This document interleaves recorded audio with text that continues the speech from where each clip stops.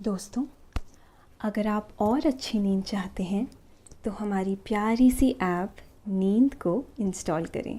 इस ऐप पर आपको एक्सक्लूसिव स्लीप स्टोरीज़ मिलेंगी और आप बिना यूट्यूब प्रीमियम के भी इन स्टोरीज़ को बैकग्राउंड में सुन सकेंगे।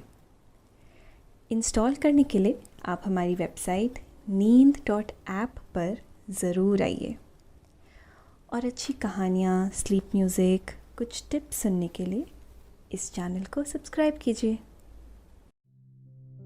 नमस्कार दोस्तों, मैं हूँ माया और आज आपको नींद के सुहाने सफ़र पर ले जाने के लिए मैं लेकर आई हूँ लेखक करण द्वारा लिखी गई एक ऐसी कहानी जो आपको बताएगी कि जीवन में हमें कभी भी स्वयं पर अहंकार नहीं करना चाहिए।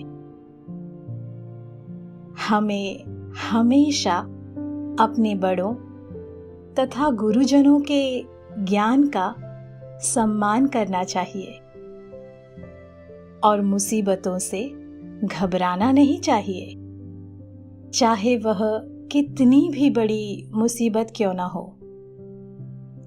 यदि आपको लगता है कि आपकी समस्या या आपकी मुसीबत है सबसे बड़ी, तो सुनिए आज महाराजा समुद्रसेन की कहानी।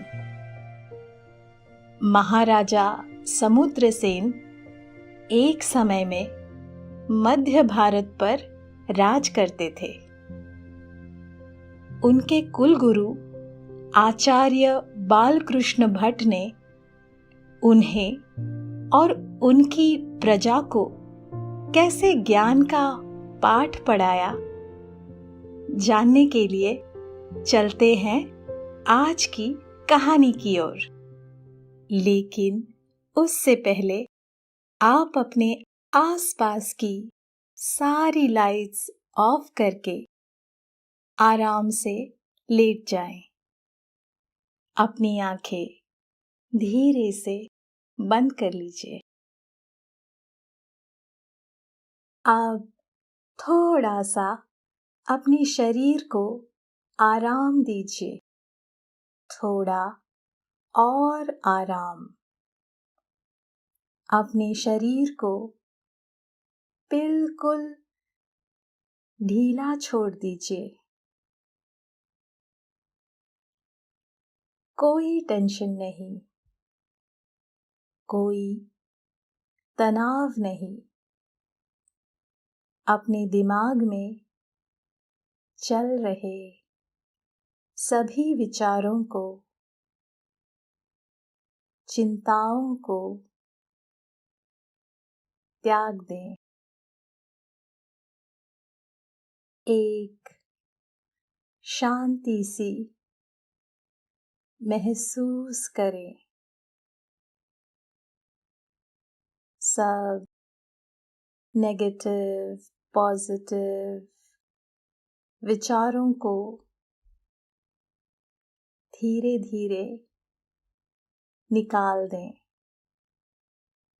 हाथों को सीधा करके अपनी कमर के साइड में रख लीजिए। अपनी सांस पर ध्यान लगाएं। मन शांत, एकदम शांत होता जा रहा है। आप बहुत अच्छा महसूस कर रहे हैं। खुद को काफी हल्का फील कर रहे हैं। सब तरफ शांति ही शांति है, सुकून है, खामोशी है। दोस्तों, यह उस समय की बात है जब मध्य भारत पर महाराज समुद्रसेन का राज्य था। उनके पिता चंद्रसेन के राज्य में प्रजा सुखी समृद्ध और बहुत खुश थी, क्योंकि उस समय के राजा प्रजा को पहले और अपने परिवार को बाद में देखते थे। प्रजा भी अपने महाराज को भगवान का दर्जा दे चुकी थी। गांव में कुछ भी हो जाए, जो निर्णय महाराज चंद्रसेन लेते उसे ईश्वर का निर्णय समझा जाता और तुरंत अमल में लाया जाता। हर तरफ खुशहाली ही खुशहाली थी। गरीब किसान से लेकर अमीर व्यापारी तक महाराज चंद्रसेन को दंडवत प्रणाम करते और ईश्वर से उनके तथा अपने राज्य की खुशहाली के लिए प्रार्थना करते। उनके राज्य की चर्चा आसपास के सभी गांव में भी होने लगी थी, जिसके चलते अब दूर दूर से किसान, व्यापारी, मजदूर आदि इस गांव में काम करने के लिए आने लगे थे, क्योंकि प्रजा की सुख समृद्धि के लिए महाराज अपने राज्य में ना के बराबर कर वसूलते थे। यही बात दूसरे गांव के लोगों को आकर्षित करती और वे इस गांव में आकर काम करने लगते। इसी के चलते यहाँ अब लोगों की तादाद भी धीरे धीरे बढ़ने लगी थी। अब लोग स्वयं काम कम करते और बाहर से आए हुए किसान और मजदूरों पर अधिक निर्भर होने लगे थे। कहते हैं कि महाराज चंद्रसेन जी के यहाँ उनके राजपुरोहित कुलगुरु आचार्य बालकृष्ण भट्ट जी अक्सर राज्य का हालचाल जानने के लिए आया करते थे। इसी बहाने महाराज चंद्रसेन जी उनसे आशीर्वाद भी ले लेते और उन्हें गांव के हालचाल से अवगत भी करवाते।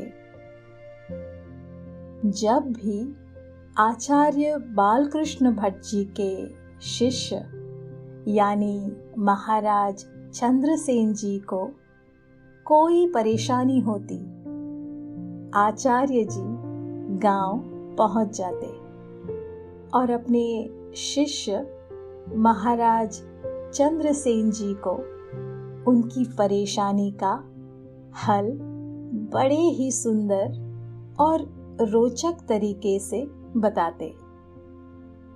जैसे ही समस्या का हल होता, गुरुजी फिर अपने मठ की ओर लौट जाते। महाराज चंद्रसेन जी का एक पुत्र भी था, राजकुमार समुद्रसेन। वे बहुत ही सुंदर थे।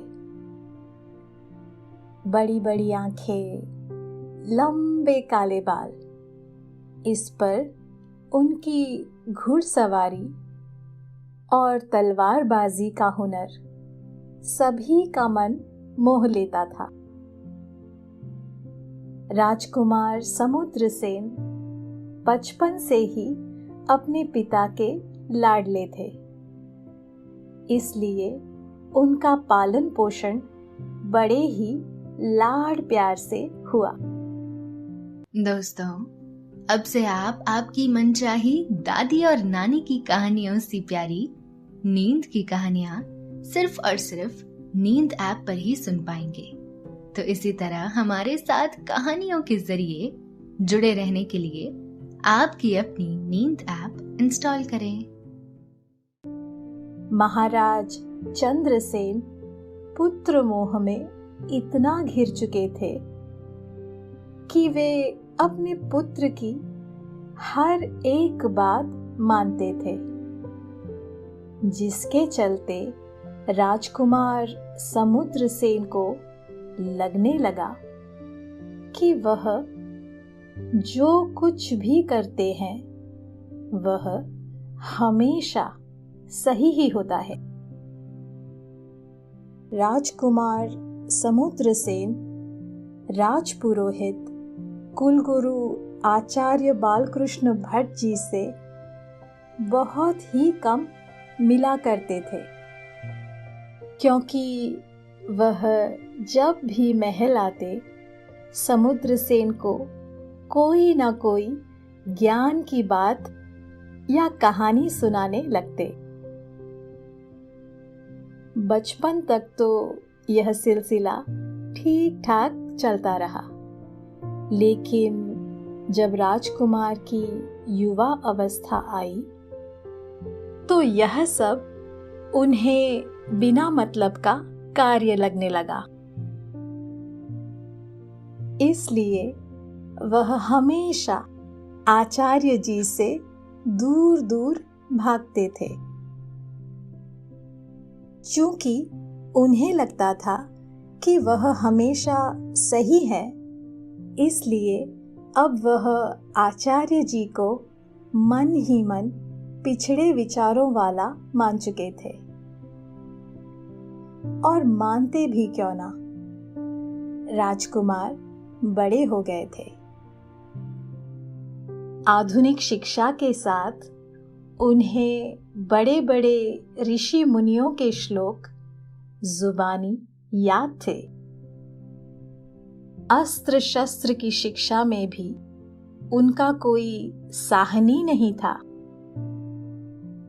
इसके ऊपर उनकी हर बात पर तर्क ढूंढने की आदत उन्हें नए समय का नया महाराजा घोषित करने में कोई कसर न छोड़ रही थी। उनके पिता महाराज चंद्रसेन जी जान चुके थे कि उनका पुत्र आधुनिक ज्ञान के चलते कुल की परंपराओं से दूर, बहुत दूर हो गया है। हमारे शिष्टाचार तो गुरु दर्शनों वाले थे। वे तो मानते थे कि गुरु मिलना इस संसार में ईश्वर मिलने के बराबर है। लेकिन आधुनिक ज्ञान और एक नए समय के चलते राजकुमार इन बातों से कोसों दूर थे। महाराज चंद्रसेन ने राजकुमार समुद्रसेन को कई बार समझाया। उन्हें अपने समय की कई बातें बताई। वे बताते कि जब वह फला मामले में, फला विषय का हल निकालने में वे असमर्थ हो गए थे, तो उनके कुलगुरु यानी कि राजपुरोहित आचार्य बालकृष्ण भट्ट जी ने ही उनका मार्गदर्शन किया था, उन्हें रास्ता दिखाया था। वे अपने पुत्र समुद्रसेन को यह ज्ञान देना चाहते थे कि कुछ भी हो जाए, अपने गुरु का हाथ कभी नहीं छोड़ना चाहिए, क्योंकि गुरु ही है जिसे परमात्मा से भी ऊंची पदवी हासिल है। गुरु ही मनुष्य को ज्ञान से सराबोर करके उसे समाज में ऊंची पदवी और ऊंचा स्थान हासिल करवाते हैं। इसलिए गुरु का आदर सर्वोपरि होना चाहिए। लेकिन यह सब बातें राजकुमार समुद्रसेन एक कान से सुनते और दूसरे कान से निकाल देते।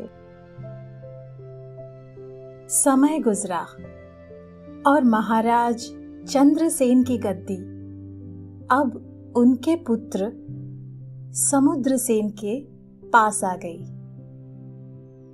यानी महाराज चंद्रसेन की जगह अब प्रजा को नया राजा मिल गया, महाराज समुद्रसेन।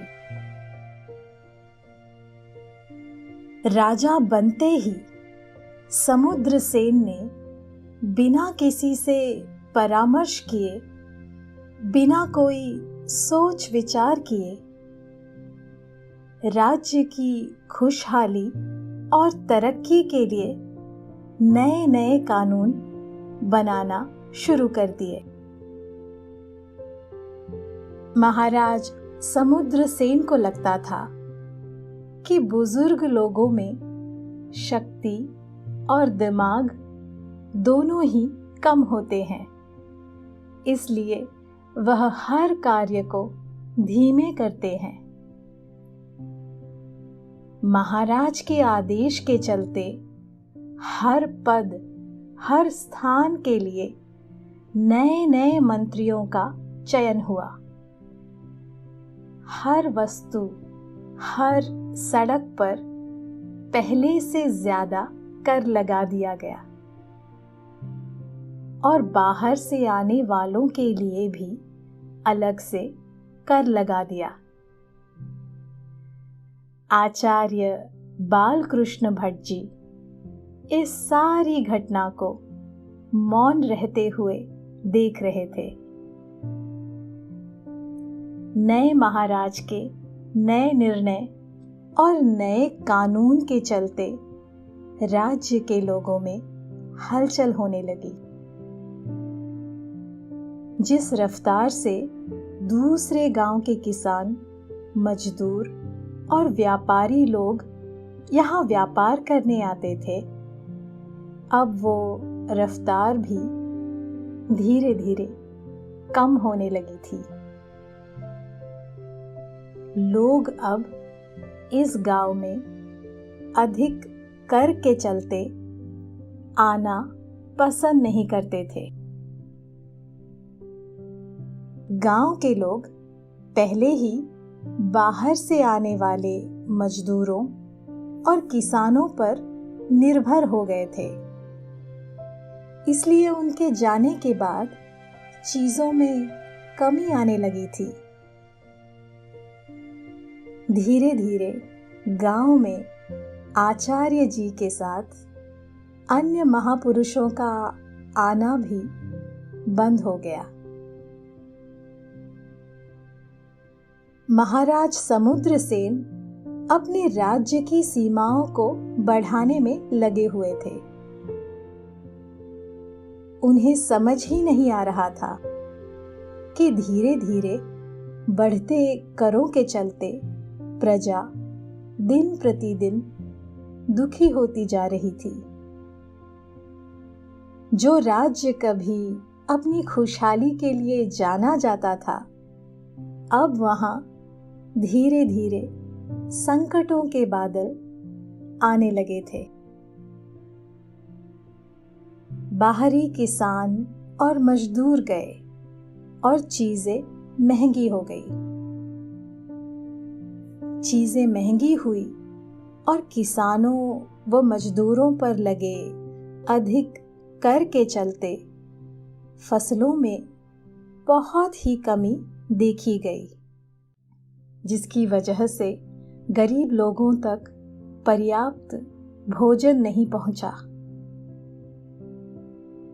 उन्होंने आवाज उठाई, लेकिन राजमहल में राजा के जी हजूरी वाले मंत्रियों ने उन्हें चुप करवा दिया गया।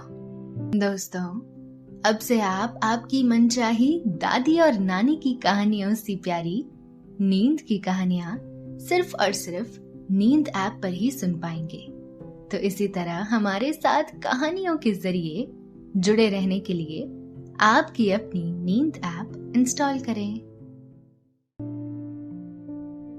समय गुजरा और राज्य पे धीरे धीरे मुश्किलें बढ़ने लगी। आचार्य बालकृष्ण भट्ट जी को जब प्रजा के दुखों के बारे में पता चला तो वह सीधा राजमहल पहुंच गए और नए महाराज समुद्रसेन को कहने लगे, वत्स, तुम जो कर रहे हो उसके परिणाम प्रजा के हित के लिए सही नहीं है। बढ़ते करों के चलते प्रजा का सांस लेना दुश्वार हो रहा है। तुम्हारे दादा परदादा द्वारा बसाया हुआ यह गांव अब संकटों से घिर रहा है। तुम यहाँ के राजा हो और राजा का सबसे पहला दायित्व यह है कि वह पहले अपनी प्रजा के हित के बारे में सोचे और फिर अपने बारे में।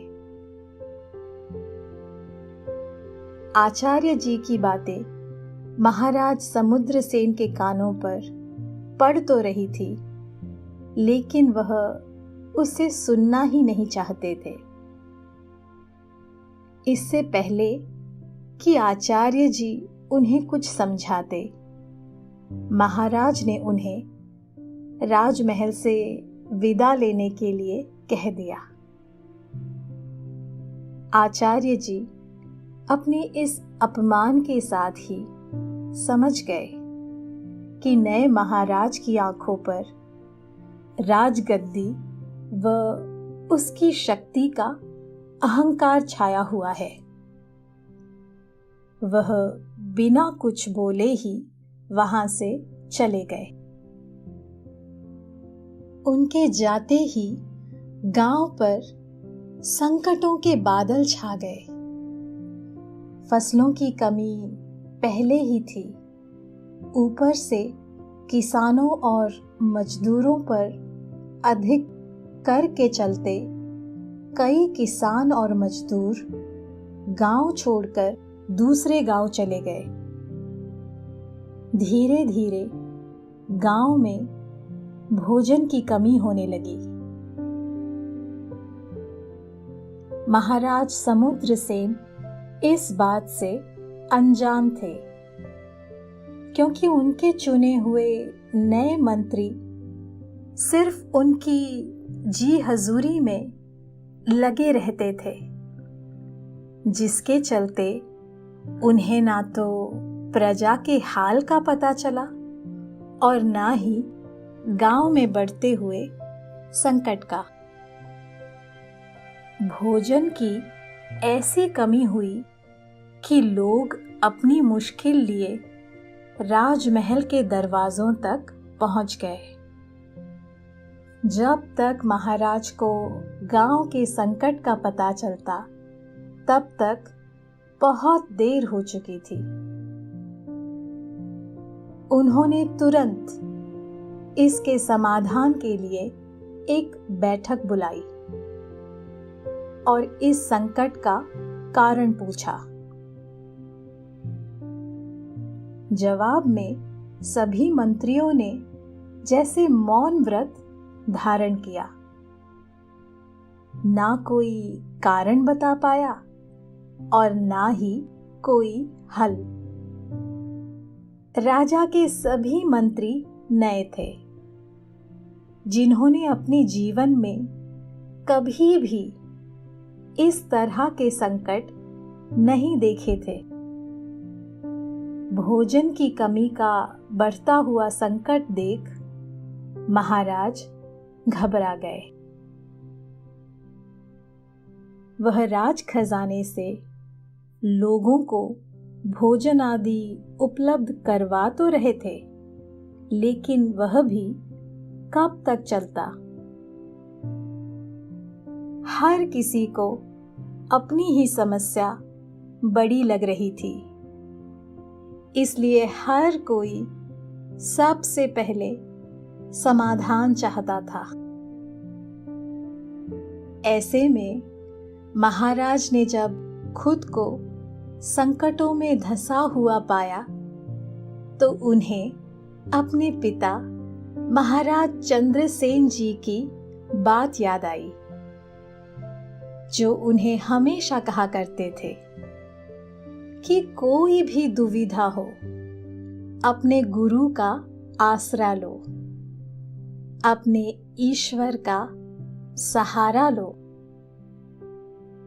उन्हें धीरे धीरे अपनी भूल का एहसास हो रहा था। उन्हें अपने राजपुरोहित और कुलगुरु आचार्य बालकृष्ण भट्ट जी की याद आई। राजा समुद्रसेन ने सोचा, अब उन्हें और उनकी प्रजा को आचार्य जी ही इस संकट से मुक्त करवा सकते हैं। इसलिए वह सीधा आचार्य जी की खोज में निकल गए। काफी दिनों तक मेहनत करने के बाद आखिरकार उन्हें आचार्य जी का मठ दिखाई दिया, जहां वह नए नए छात्रों को ज्ञान दे रहे थे।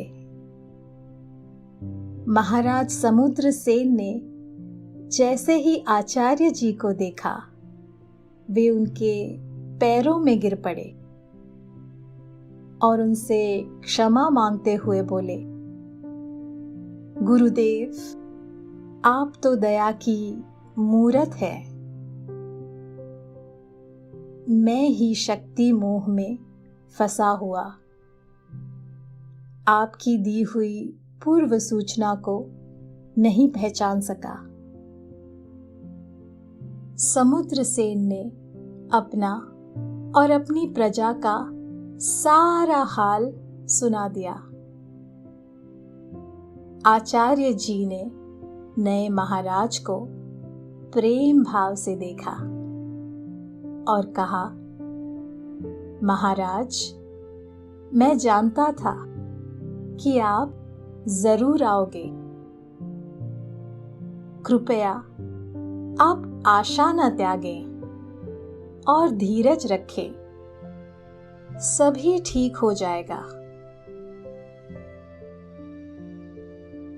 महाराज समुद्रसेन आचार्य जी को गांव लेकर आ गए। गांव के हाल इतने बुरे थे कि लोगों के पास समस्या ही समस्या थी और हर किसी को सबसे पहले समाधान चाहिए था। लोगों ने अपने महाराज से गुहार लगाई और महाराज ने अपने गुरुजी से। अब तक महाराज समुद्रसेन को पता चल चुका था कि गुरुजी कोई ना कोई हल जरूर निकाल देंगे। उनके पिता अक्सर कहा भी करते थे कि गुरुजी हर परेशानी का हल रोचक तरीके से निकालते हैं। इसलिए महाराज समुद्रसेन की आंखें अब गुरुजी पर थी। गुरुजी ने प्रजा से कहा, आप सब की समस्याएं तो बहुत बड़ी बड़ी हैं, इसलिए आप कल गांव के बड़े मैदान में आ जाइए। जिसकी समस्या सबसे बड़ी होगी उसका हल सबसे पहले किया जाएगा। लेकिन ध्यान रहे, हर घर से केवल एक आदमी ही आए। इतना कहकर गुरुजी ने अपनी वाणी को विराम दिया। लोग गुरुजी की बात सुनकर मुस्कुरा उठे और सोचने लगे कि कल हम सब की परेशानियां समाप्त हो जाएंगी। दोस्तों, अब से आप आपकी मनचाही दादी और नानी की कहानियों से प्यारी नींद की कहानियां सिर्फ और सिर्फ नींद ऐप पर ही सुन पाएंगे।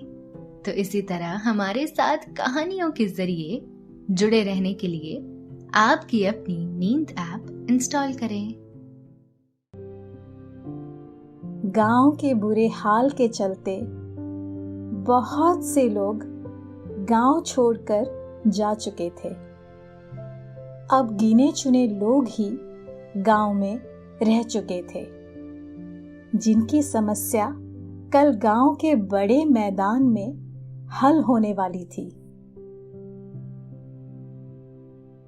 जैसे तैसे रात गुजरी और नई सुबह गांव वालों के लिए एक नया विश्वास और नई उम्मीद लेकर आई।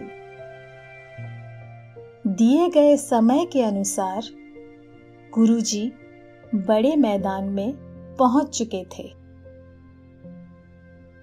धीरे धीरे बाकी लोग भी वहां आ गए। गुरुजी ने सभी लोगों को एक गोलाकार में बिठाया और खुद बीच एक टोकरी के साथ खड़े हो गए। अब गुरुजी ने सबसे कहा, तो बताइए किसकी समस्या आप सब में से सबसे बड़ी है? सभी लोग एक साथ अपना अपना नाम लेने लगे। इस पर गुरुजी ने सभी को चुप करवा दिया और बोले कि इस तरह से फैसला करना बहुत कठिन हो जाएगा। अब सभी एक साथ बोलेंगे तो कुछ समझ नहीं आएगा। इसलिए आप सभी एक काम करें, एक कागज पर अपनी समस्या लिख दें और फिर उसे इस टोकरी में डाल दें। लोगों ने ऐसा ही किया। अब गुरुजी ने अपनी लीला को दिखाते हुए सभी कागजों को आपस में मिलाया और फिर सभी लोगों को एक एक करके बांट दिया। अब किसके पास कौन सी समस्या गई, कोई नहीं जानता था। गुरुजी ने कहा, अब आप सभी अपने अपने कागज खोलकर देखें और अपने आप से पूछें कि क्या आपकी समस्या इस कागज पर लिखी हुई समस्या से बड़ी है? जिसको भी लगता है कि उसकी समस्या बड़ी है, वह सामने आ जाए। सभी ने कागज पढ़ा और सभी वहीं के वहीं खड़े रहे। दूसरों की समस्या के आगे सभी को अपनी समस्या छोटी लगने लगी थी। गुरुजी की यह सारी लीला महाराज समुद्रसेन देख रहे थे। गुरुजी ने कहा कि अभी तो आपने एक दूसरे की पीड़ा को सिर्फ पढ़ा ही है। अभी आपके सामने आपके महाराज की समस्या तो आई ही नहीं। गुरुजी बोले, यह सत्य है कि आज हम सभी को संकटों ने घेर लिया है और हम सभी कष्ट में हैं।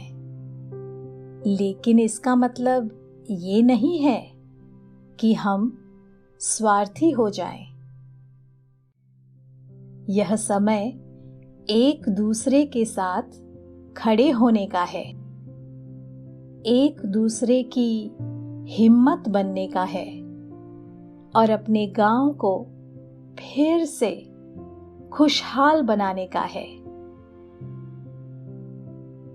अगर हम इस समय सभी की समस्याओं को एक समान समझते हुए स्वयं खेतों में हल चलाएं और बाकी के कार्य करें, तो यकीनन धरती माँ हमें फसलों के भंडार देगी और इस समस्या को हमेशा के लिए हमसे दूर कर देगी।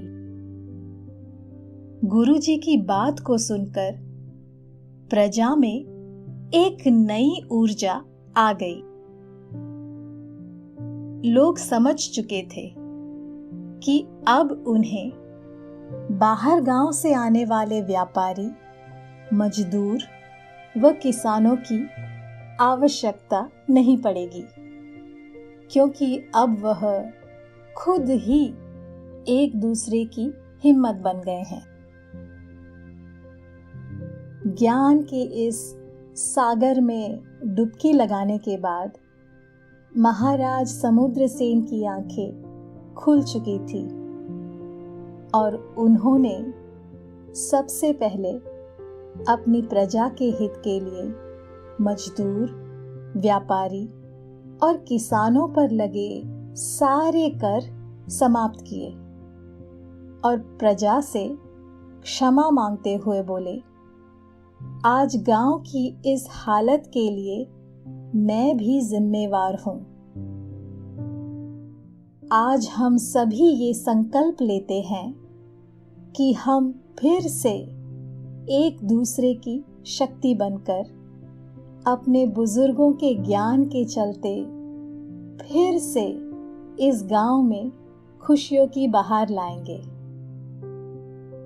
राजा के इस निर्णय से सभी प्रजा के लोग खुश हुए और नए संकल्प के साथ गांव के विकास के लिए चल दिए।